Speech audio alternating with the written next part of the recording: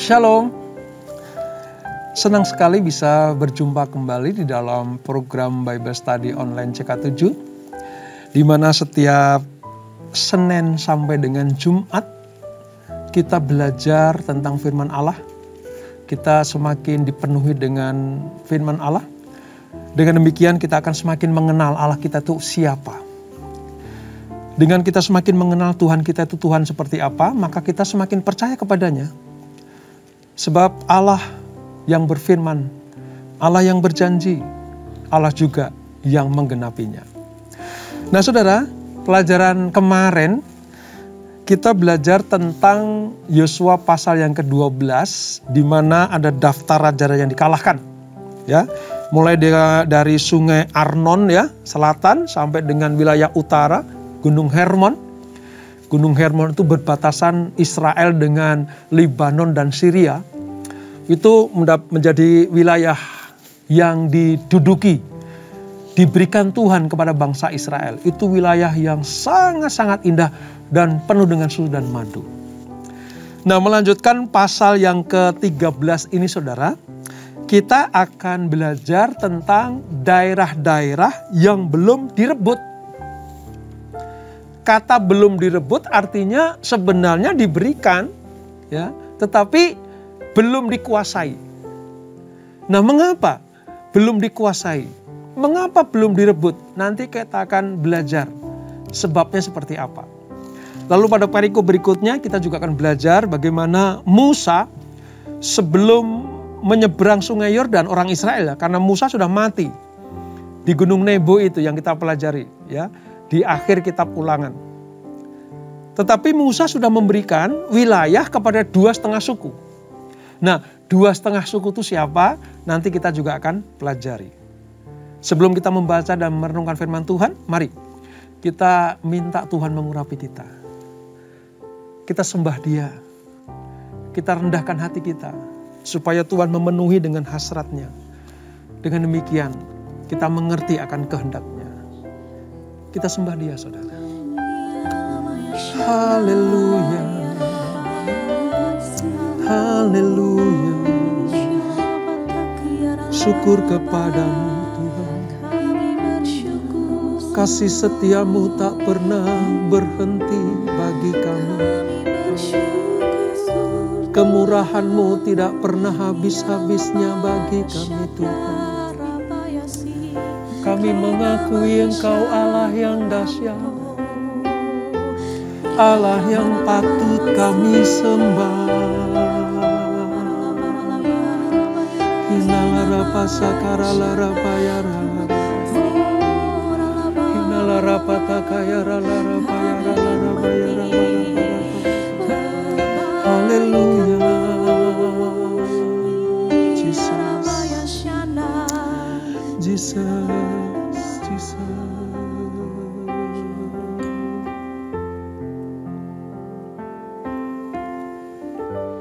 Kasih setiamu yang kurasakan lebih tinggi dari langit biru.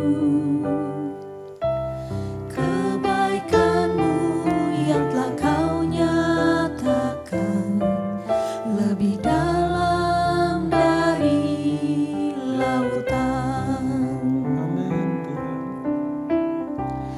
Berkat-Mu yang telah ku terima sempat membuatku terpesona.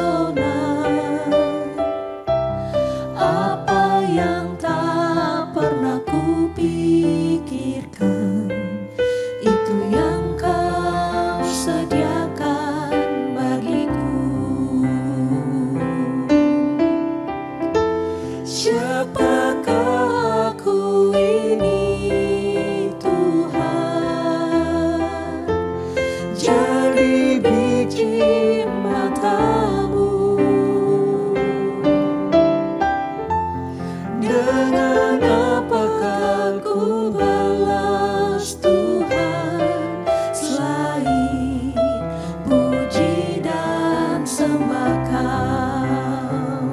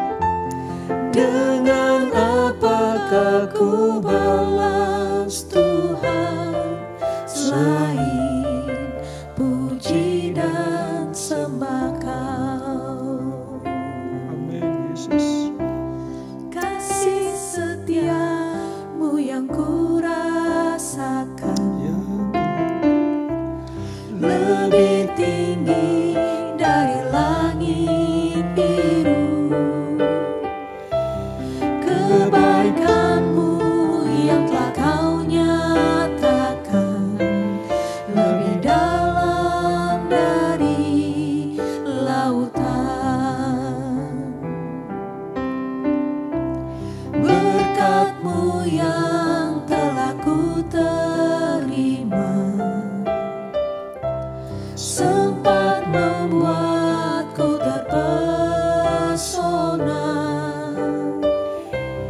Apa yang tak pernah kupikirkan, itu yang Kau sediakan bagiku. Siapakah aku ini Tuhan, jadi biji mata-Mu. Dengan apakah ku balas Tuhan, selain puji dan sembah Kau. Siapakah aku ini Tuhan, jadi biji mata-Mu. Dengan apakah ku balas Tuhan, selain puji dan sembah Kau. Selain puji dan sembah Kau. Selain puji dan sembah Kau.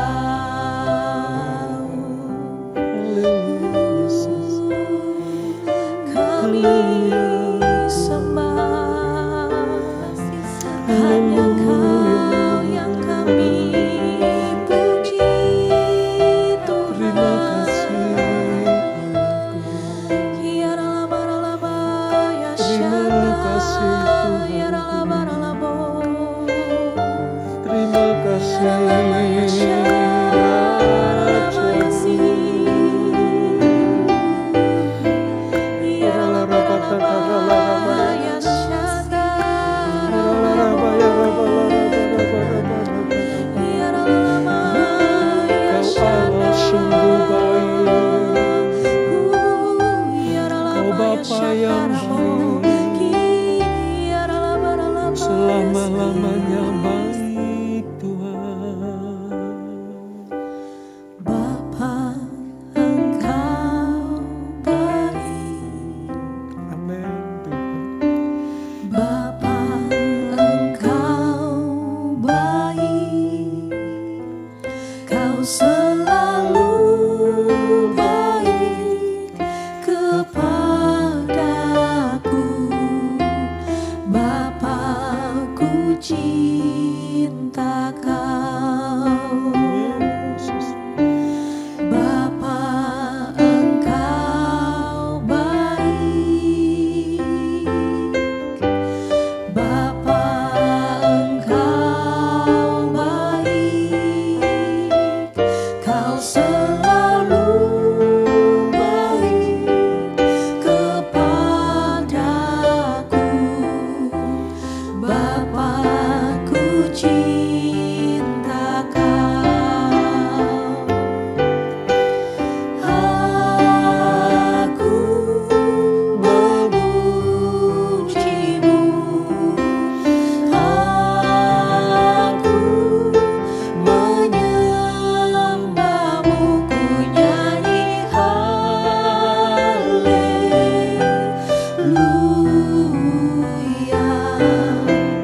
Bapa, ku cinta Kau. Aku memuji-Mu. Aku menyembah-Mu. Ku nyanyi haleluya.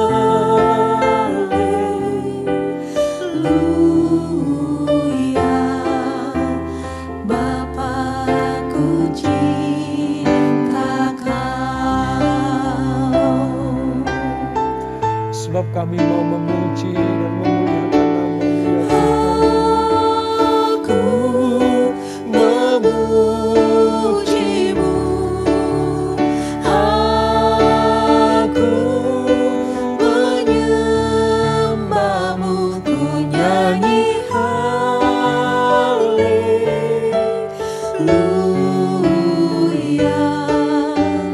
Bapa, ku cinta Kau. Aku memuji-Mu.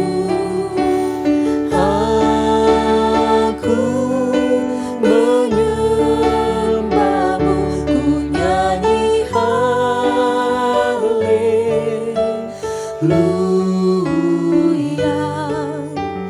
Bapa, ku cinta Kau.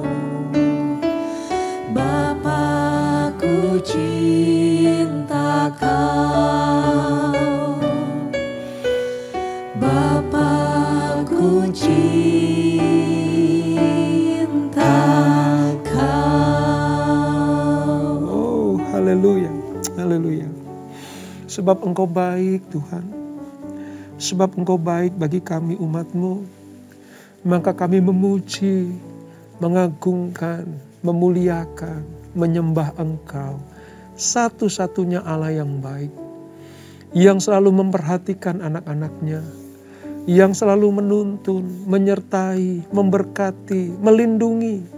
Bahkan memagari. Supaya kami tetap aman, teduh, terlindung. Di kepak sayap Tuhan. Yang sungguh perlu untuk kami nikmati itu. Terima kasih Bapa. Terima kasih untuk hadirat-Mu. Terima kasih untuk lawatan-Mu. Kami akan melanjutkan pembelajaran kami. Mari Tuhan, urapi kami. Kami menyediakan hati kami sebagai ladang yang subur bagi benih firman Tuhan. Supaya benih itu berbuah lebat. Bagi hormat kemuliaan nama Tuhan. Dan menjadi berkat bagi kami semuanya. Urapi kami Tuhan, urapi hamba-Mu. Di dalam nama Yesus, mari yang siap belajar firman Tuhan. Sama-sama kita katakan, amin. Kita akan membaca saudara dari Yosua pasal yang ke-13. Pada perikop yang pertama tentang daerah-daerah yang belum direbut. Nah, mari kita lihat mengapa ada daerah yang belum direbut.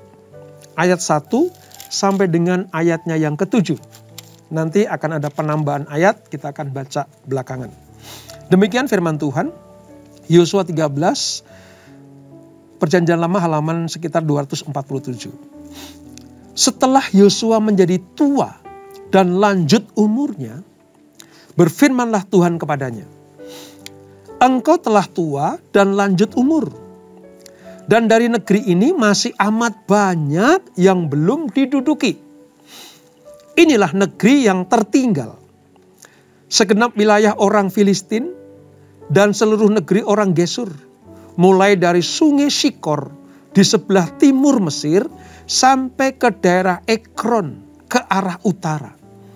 Semuanya itu terhitung tanah orang Kanaan. Ada 5 raja kota orang Filistin, yakni di Gaza, di Asdod, di Askelon, di Gad, dan di Ekron. Dan orang Awi di sebelah selatan.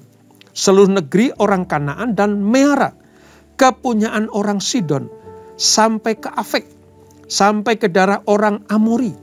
Selanjutnya negeri orang Gebal, dan seluruh gunung Libanon di sebelah matahari terbit, mulai dari Baal Gad di kaki gunung Hermon, sampai ke jalan yang menuju ke Hamat. Semua orang yang diam di pegunungan mulai dari gunung Libanon sampai ke Misrefot Maim. Semua orang Sidon. Aku sendiri akan menghalau mereka dari depan orang Israel.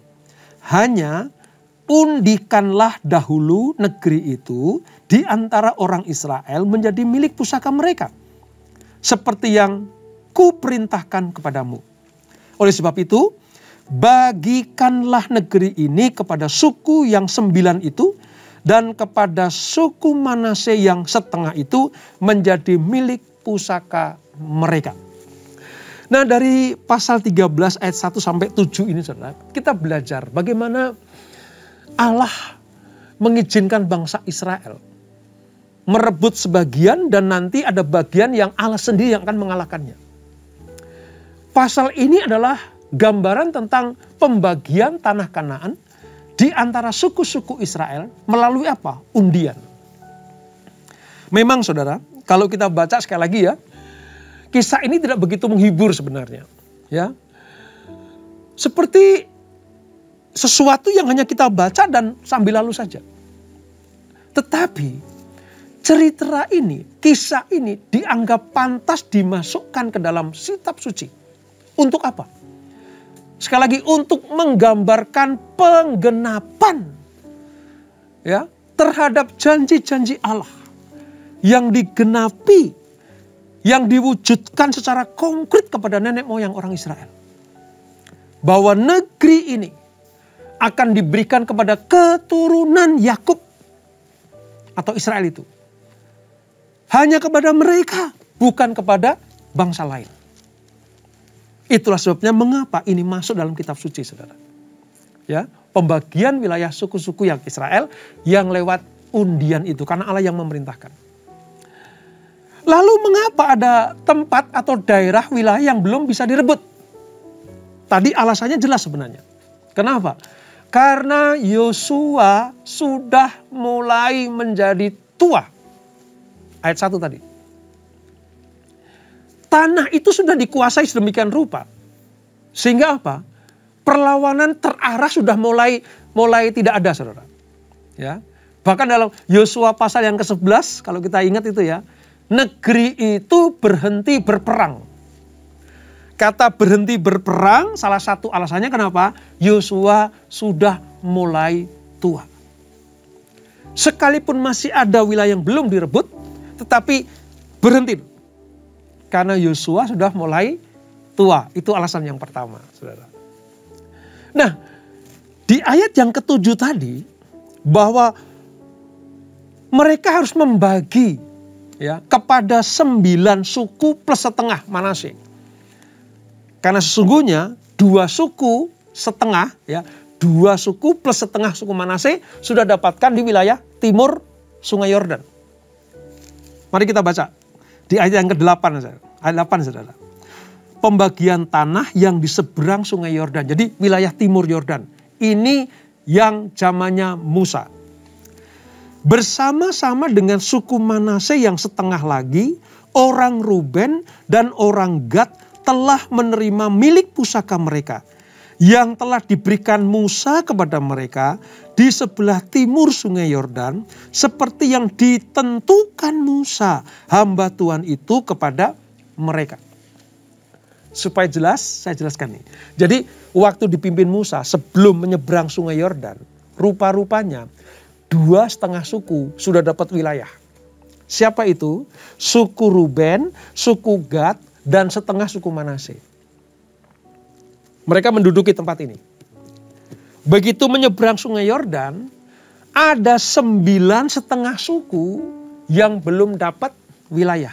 Makanya di pasal yang ke-13 ini, khususnya pasal yang ke-7, ayat 7, Tuhan perintahkan yang 9,5 suku berikan itu kepada mereka.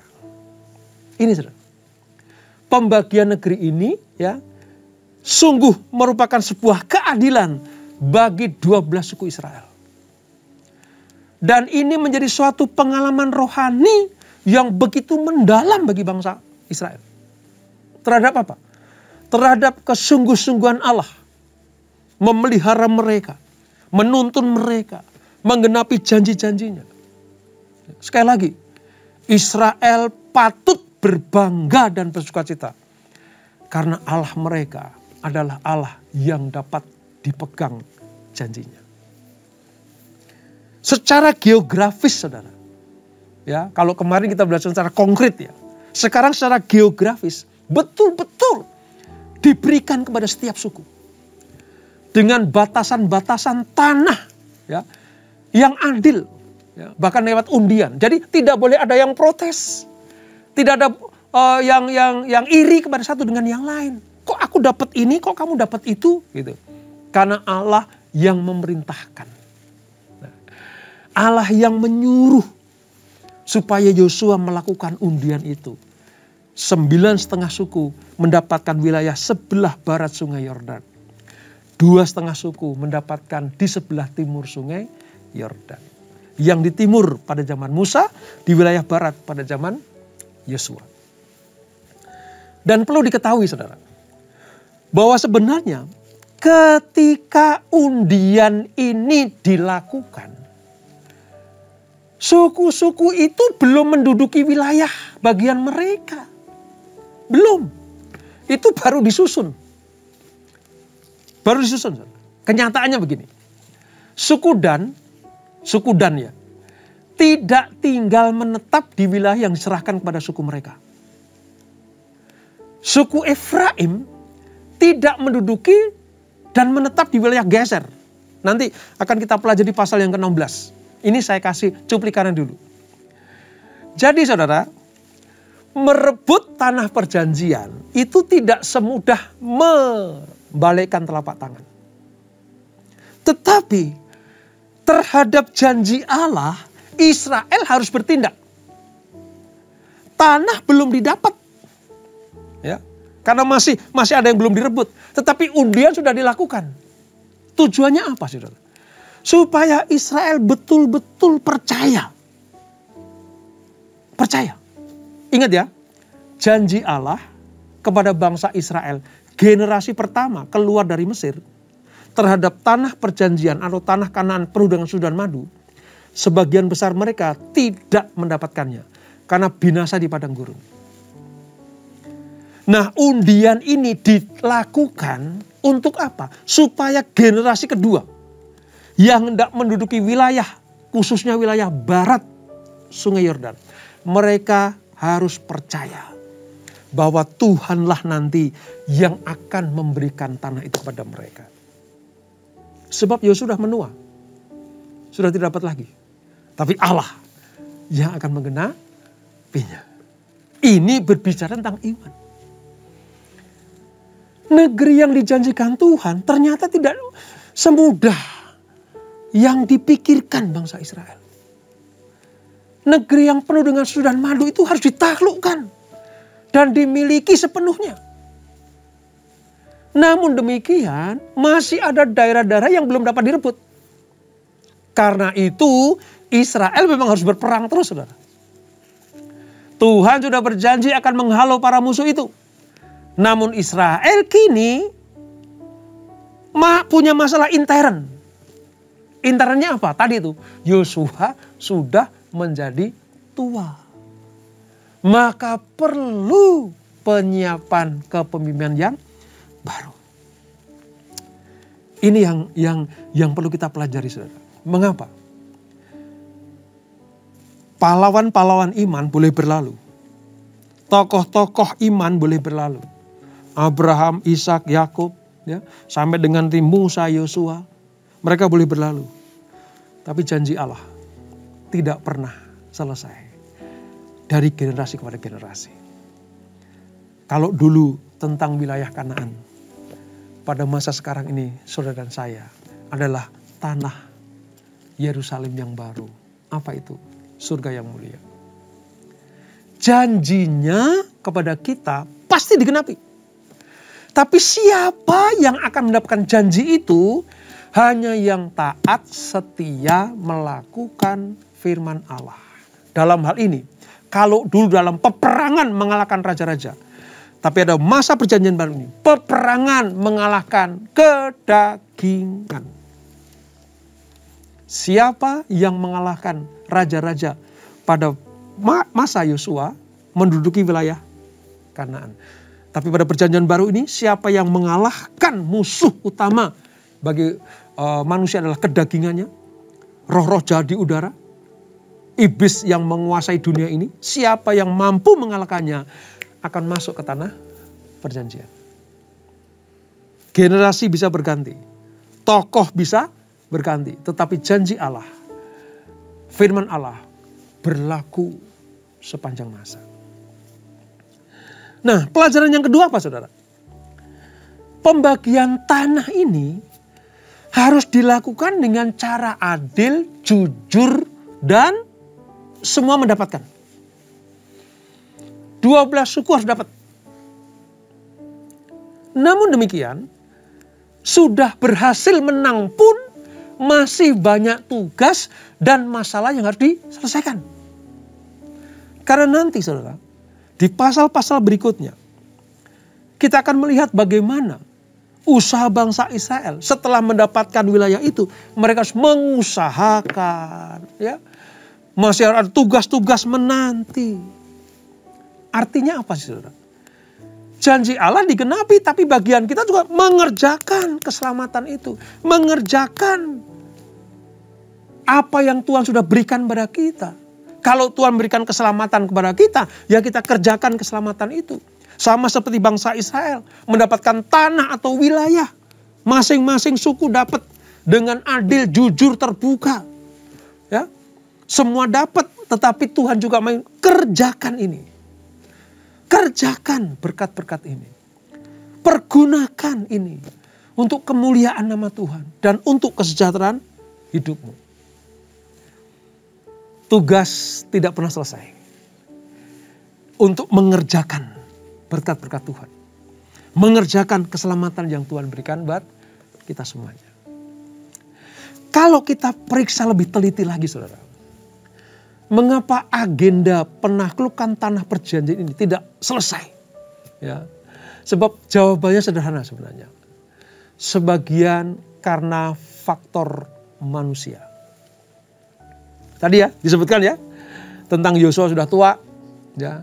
Lalu tenaga Yosua mulai berkurang. Ya. Nah bagi pihak Israel sudah mulai puas diri. Karena kepuasannya itu sehingga mereka tidak konsisten untuk berjuang. Merasa mapan. Dan itu merupakan sebuah godaan yang harus diatasi.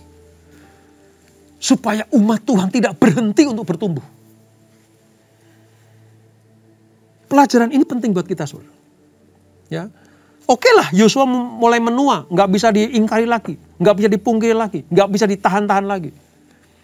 Tetapi bangsa Israel jangan merasa berpuas diri dong. Gitu. Ya. Harus konsisten berjuang. Sebab tanah yang dijanjikan belum sepenuhnya direbut.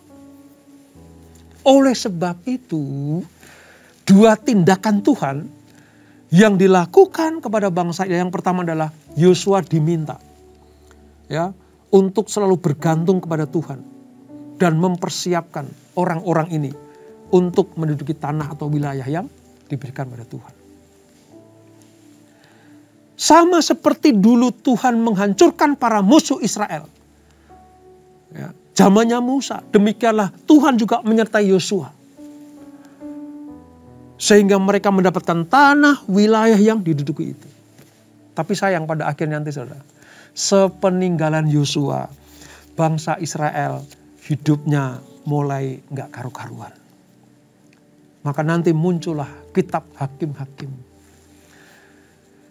Ini sebuah kisah yang sangat disayangkan sebenarnya. Kalau suksesi Musa kepada Yosua itu betul-betul mulus sekali. Tapi sayang setelah peninggalan Yosua, orang Israel seperti kehilangan kendali. Mereka sudah puas dengan tanah yang mereka duduki. Mereka tidak konsisten berjuang. Ya, mereka sudah merasa mapan. Ya, sehingga apa? Udah cukuplah, gak mau bertumbuh lagi gitu. Sampai nanti Tuhan lewat caranya seperti menyabet Israel. Untuk apa? Hidup benar seperti zamannya Musa dan zamannya Yosua. Dari sini kita belajar. Kehilangan kepemimpinan itu satu hal yang patut diperhatikan saudara.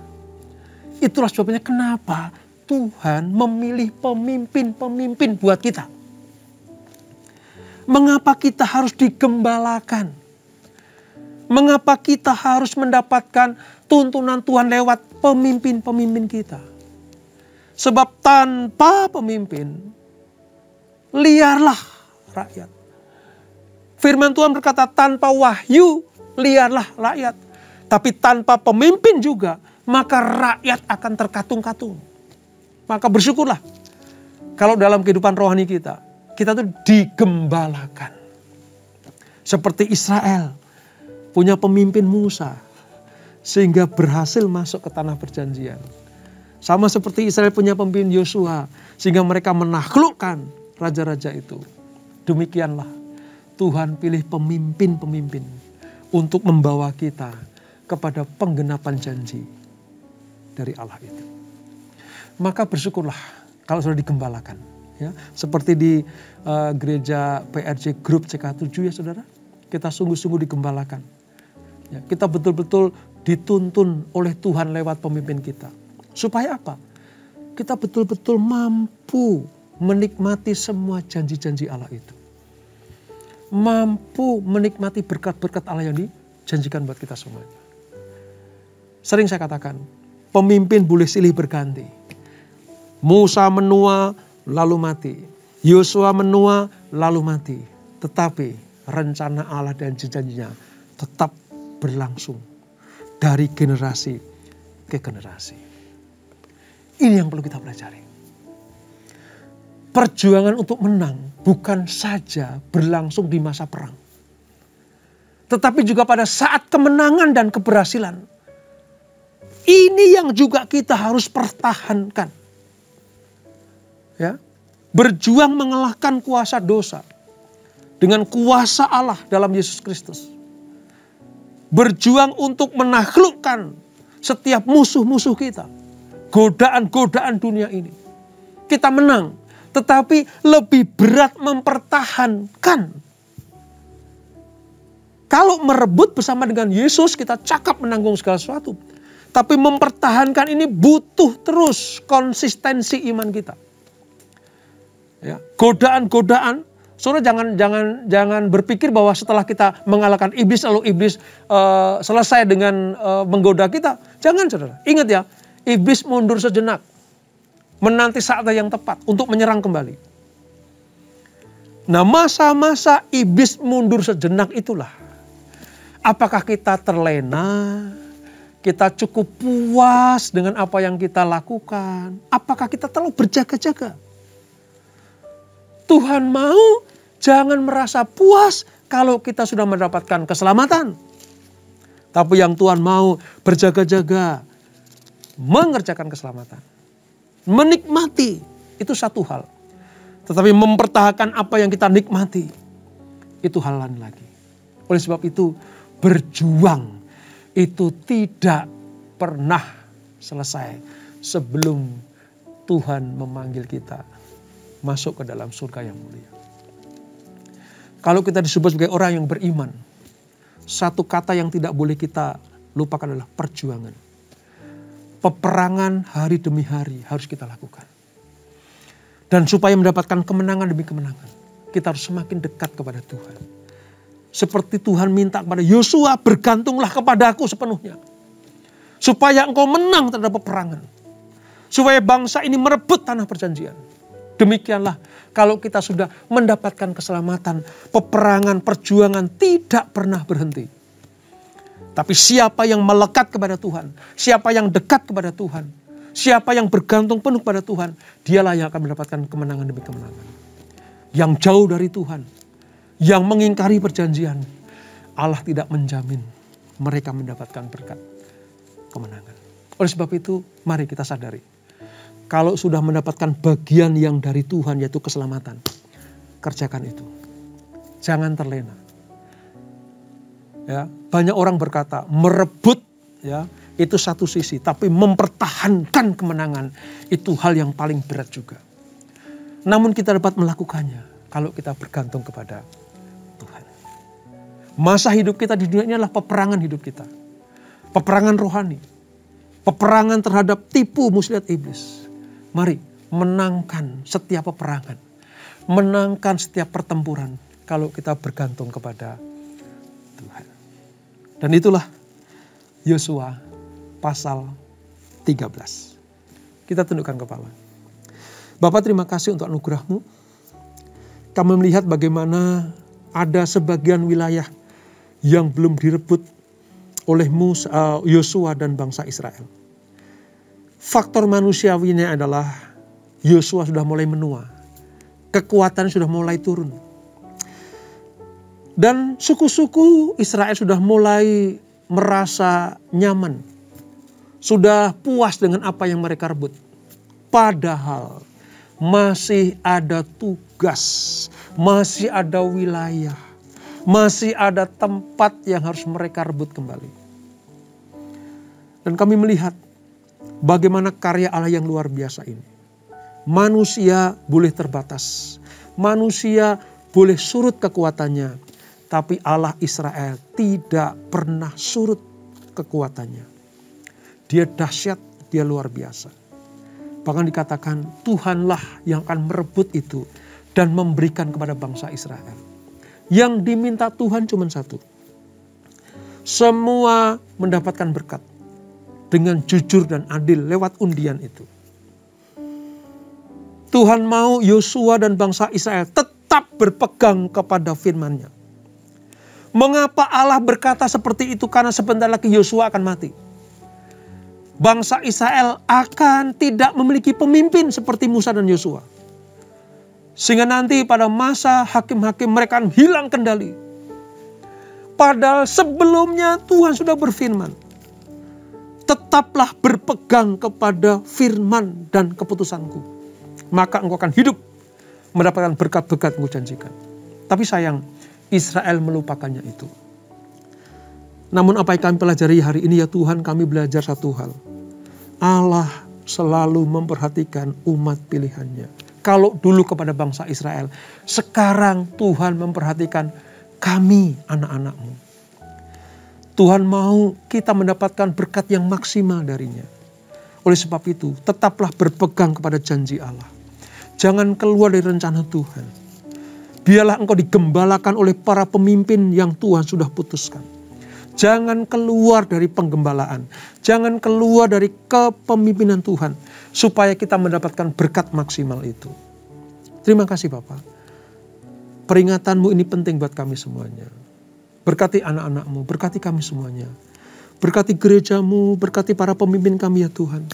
Supaya lewat kepemimpinannya kami dibawa untuk memasuki tanah yang penuh dengan susu dan madu. Itu surga yang mulia. Terima kasih Bapak, terima kasih Tuhan. Berkati keluarga demi keluarga. Berkati generasi muda. Berkati gerejamu, berkati usaha kami, bisnis kami. Berkati kesehatan kami.